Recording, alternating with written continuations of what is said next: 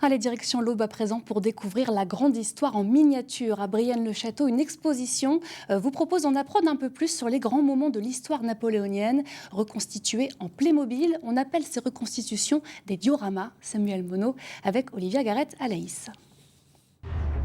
Une salle d'à peine 50 mètres carrés dans une chapelle du 19e, un lieu presque sacré pour retracer l'extraordinaire existence de Napoléon Ier grâce au Playmobil. C'est un travail colossal, c'est un travail monstrueux, mais c'est une collection privée, une collection qui appartient à M. Jean-Philippe Groussin.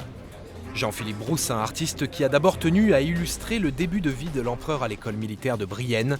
Selon la légende, son goût pour la guerre serait né ici. En 1783-1784, il y a un hiver particulièrement rigoureux, avec beaucoup de neige. Et c'est là, en quelque sorte, qu'on découvre Napoléon un petit peu comme le guerrier, comme l'animateur, le meneur d'hommes.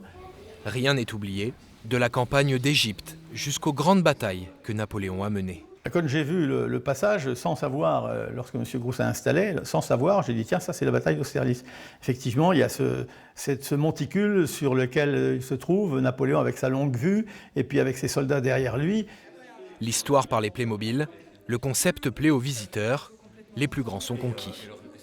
C'est extraordinaire d'avoir pensé à faire ça et de pouvoir avoir la chance de la visiter. Tout comme les plus jeunes. Les histoires, les livres, ça aussi c'est bien. Mais les Playmobil, c'est une manière pour les enfants de découvrir. Ça les approche un peu plus de l'histoire, surtout nous, de l'histoire locale.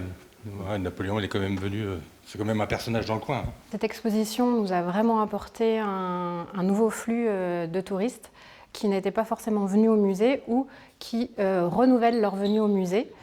Grâce à l'exposition, le musée a vu sa fréquentation doubler par rapport au mois de juillet 2022.